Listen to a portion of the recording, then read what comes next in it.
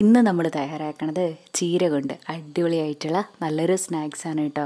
ഇതിനായിട്ട് ആദ്യം നമുക്ക് എടുക്കേണ്ടത് ചീര തന്നെയാണ്. ചീരയൊക്കെ നല്ലപോലെ ഒന്ന് കഴുകിയെടുത്ത ശേഷം തണ്ടയ്ക്ക് ഒന്ന് മാറ്റിയിട്ട് നമുക്ക് ഇലയാണ് കേട്ടോ എടുക്കേണ്ടത്. ഇനി ഇത് നന്നായിട്ട് അരച്ചെടുക്കാനായിട്ട് മിക്സിയുടെ ജാറിലേക്ക് ഇട്ട് കൊടുക്കാം. കൂടെ തന്നെ നമ്മുടെ എരിവിന് ആവശ്യത്തിനുള്ള പച്ചമുളകും 1/4 കപ്പ് വെള്ളം കൂടി ഒഴിച്ചിട്ട് നല്ലപോലെ ഇതൊന്ന് അരച്ചെടുക്കാം. ഇത് മൊത്തം 5 ടേബിൾ സ്പൂൺ ചീര ജ്യൂസാണ് കേട്ടോ നമുക്ക് കിട്ടിയിട്ടുള്ളത്. ഇതിനിവിടെ ഇരിക്കട്ടെ. ഇനി നമ്മൾ ഒരു ബൗളിലേക്ക് ഇട്ട് കൊടുക്കുന്നത് 1 കപ്പ് അരിപ്പൊടിയും, ഇത് വറുത്ത അരിപ്പൊടിയാണ്, 1/2 കപ്പ് കടലമാവും, ആവശ്യത്തിനുള്ള ഉപ്പും, 1/4 ടീസ്പൂൺ കായപ്പൊടിയും, 1 ടേബിൾ സ്പൂൺ കറുത്ത എള്ളും, 1/2 ടീസ്പൂൺ അയമോദകവും, പിന്നെ 2 ക്യൂബ് ബട്ടറും കൂടെ ചേർക്കാം. ഇനി ഇതെല്ലാം കൂടെ നന്നായിട്ടൊന്ന് യോജിപ്പിച്ച് കൊടുക്കാവേ. ഇത് സോൾട്ടഡ് ബട്ടറാണ് കേട്ടോ, അതുകൊണ്ടാണ് ഞാൻ ഉപ്പ് കുറച്ച് കുറവായിട്ട് ചേർത്തിയേ. നിങ്ങൾ എടുക്കണത് അൺസോൾട്ടഡ് ബട്ടറൊക്കെ ആണെങ്കിൽ ഉപ്പിൻ്റെ അളവ് നമ്മുടെ പാകത്തിന് ചേർത്ത് കൊടുക്കണേ. നന്നായിട്ട് ഇതൊന്ന് മിക്സാക്കി കൊടുത്തു കഴിഞ്ഞാൽ നമ്മൾ അരച്ച് മാറ്റി വെച്ചിട്ടുണ്ടായിരുന്ന നമ്മുടെ ആ ചീരയുടെ ഒരു കൂട്ടില്ലേ, അതാണ് കേട്ടോ ഒഴിച്ചു കൊടുക്കണേ. ഇനി ഇതെല്ലാം കൂടെ കൈ വെച്ചിട്ട് തന്നെ നന്നായിട്ടൊന്ന് യോജിപ്പിച്ച് കൊടുത്ത ശേഷം കുറേശ്ശെ വെള്ളം ഒഴിച്ചിട്ട് നല്ലപോലെ ഇതൊന്ന് കുഴച്ചെടുക്കാവേ. ഇത് ചൂടുവെള്ളമൊന്നും അല്ല കേട്ടോ, സാധാ പച്ചവെള്ളം തന്നെയാണ്.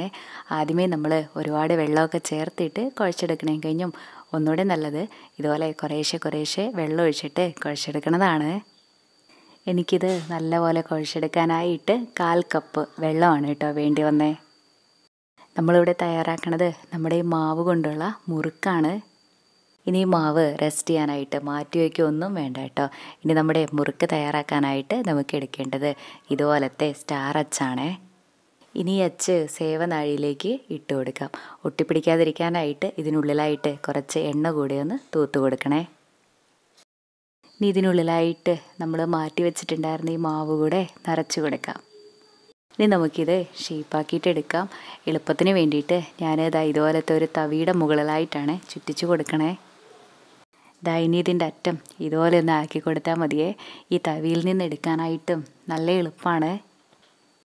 മുഴുവനും ഇതുപോലെ ഷേപ്പാക്കി എടുത്തു കഴിഞ്ഞാൽ നല്ല ചൂടായിട്ടുള്ള എണ്ണയിലേക്ക് ഇട്ട് കൊടുത്തിട്ട് നന്നായിട്ട് ഇതൊന്ന് ഫ്രൈ ചെയ്തിട്ടെടുക്കാം.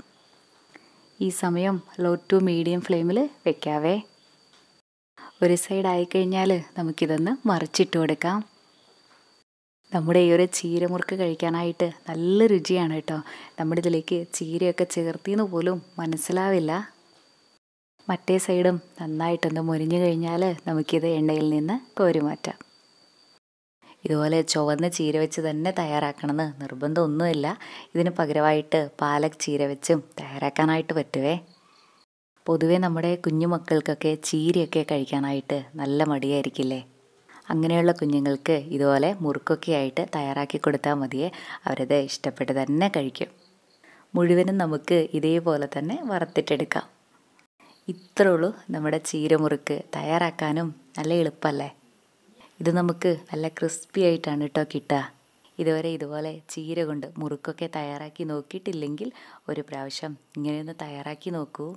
അതുപോലെ നമ്മുടെ ഈ വീഡിയോ ഇഷ്ടമാവുകയാണെങ്കിൽ കൂടുതൽ നല്ല വീഡിയോസിനായി നമ്മുടെ ഈ ചാനൽ സബ്സ്ക്രൈബ് ചെയ്യാനും മറക്കല്ലേ. താങ്ക്